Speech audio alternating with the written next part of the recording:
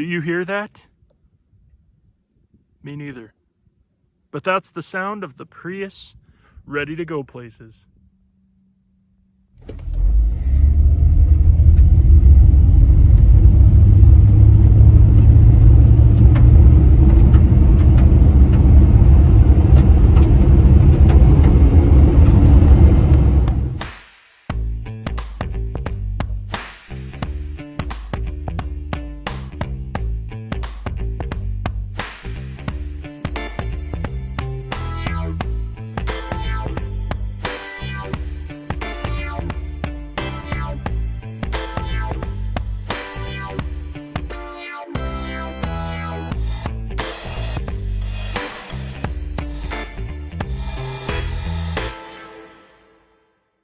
This may seem like an average car, but this is no average car, because this is my Prius.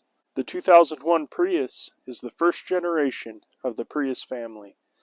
Introduced in 1997 by Toyota in Japan, the Prius quickly made its way to the US, featuring a nickel metal hydride battery, 1.5-liter engine coupled to a CVT transmission. Now this CVT transmission, as I found out, is not the conventional belt-style CVT transmission. It is a planetary gear set transmission. The planetary gear set works in conjunction with the engine to manage power between the battery electric motors and the gas internal combustion engine. Now, this system is seamless. It's very well engineered, and it's quite an amazing car. It's fun to drive around town. It's fun to get good gas mileage. I average between high 30s and up to 50 miles per gallon at times. But just seeing how the technology works is amazing. Now this car has 178,000 miles on it. So this is, all things considering, a long-term review. I purchased this car this year, 2023, for $750. It did not run. The high voltage battery was at 0 volts.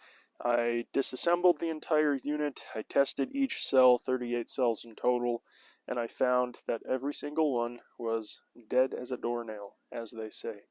So I went to eBay and I found some refurbished 2022 Panasonic cells out of a Prius that had been rebuilt and repaired with a new battery back in 2022, and then presumably wrecked, salvaged, and I received the batteries, $900 for 38.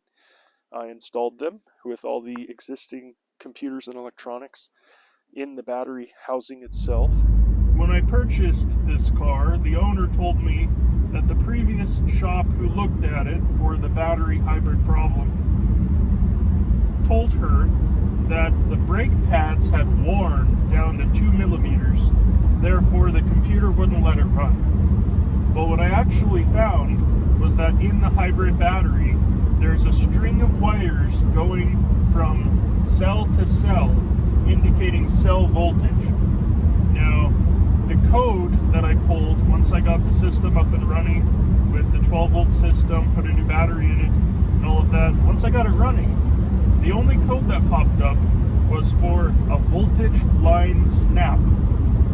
So that was the original cause of the problem. And when I got into the battery, as you can see in the photos, the corrosion on the battery had eaten through one of the wires on the cells. I think it was cell 26 that had this voltage line snap where the corrosion chewed through the wiring and it broke the wire. And so I cut the wire, I installed a new wiring harness on that section of wire. I cleaned up everything else with vinegar, because vinegar cleans up alkaline solution, and because it's acidic. And upon reassembly, everything worked and all of the codes erased. And not a single code on the computer has popped up again since then. So the corrosion got to the battery voltage line, and one of them corroded right through and snapped. That's why I got the code P30 believe, for the voltage line detection snapped. So I'm going to solder it back together with heat shrink and clean up the rest of the terminals and then call it good.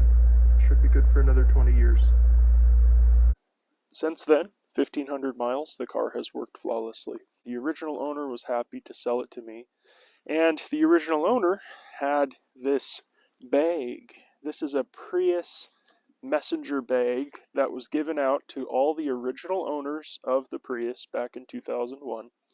And this bag has embossed Prius on it to match all the Prius markings throughout the car. So the long-term review on this car, the original owner loved it. She owned it from 2001 to 2023, and she bought it for $19,000. I have the original window sticker, all the original documents, all the maintenance throughout the years, and this very neat duffel bag, this messenger bag. Now, in this Prius, it does not have a starter. The motor generator 1 is the starter. Now, you can find many YouTube channels describing all of the components of the car, especially Weber Automotive. He does a phenomenal job on Weber Automotive, John, I believe his name is, by describing all of the Prius features and functions. This Prius is fascinating in that it only has 3 pulleys on the belt, on the serpentine belt.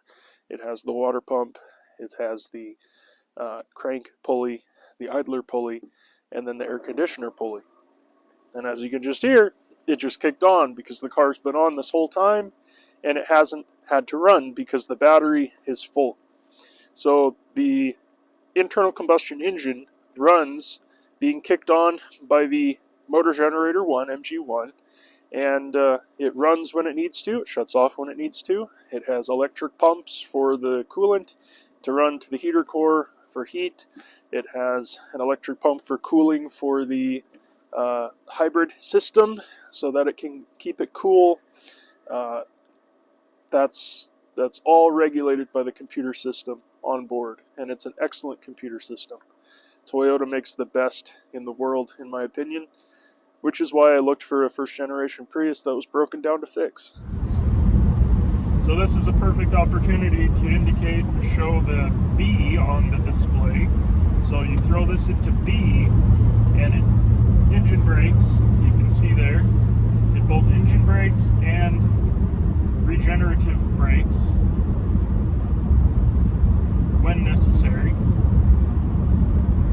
So it actually slows you down on a grade. As far as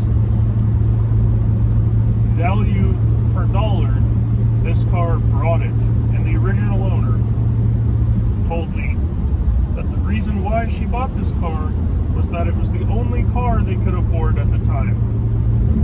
And I asked her, I said, how is that possible? Because other cars were cheaper at the time, like a Ford Focus, about the same size of car with about the same features, but half the gas mileage.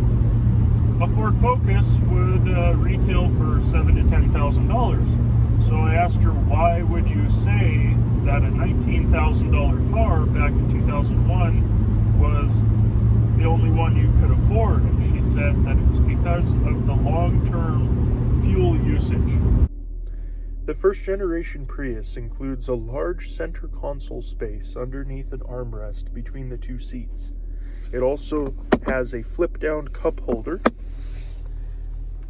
air conditioning and heat controls, along with an AM/FM radio with disc and tape, with a built-in CD player below. From Toyota, not aftermarket. For 2001, this is quite amazing. It has a digital clock with a tape deck. It's got a touch screen that's approximately 5 inches in diameter. You've got your energy and consumption, your battery level, your status of the internal combustion engine and battery system, outside temperature. Then up above, you have your display that could be considered a heads-up display. You've got 178,000 miles on the clock. This is your speedometer, this is your ready awareness display and your fuel gauge. Everything you need to know is up here on your display, and it's all digital. As for the steering wheel, all it is just a rubberized steering wheel with an airbag in the center, and that's all. Down below, you've got your vent, your mirror control, and your dimming adjustment for all of the internal lights.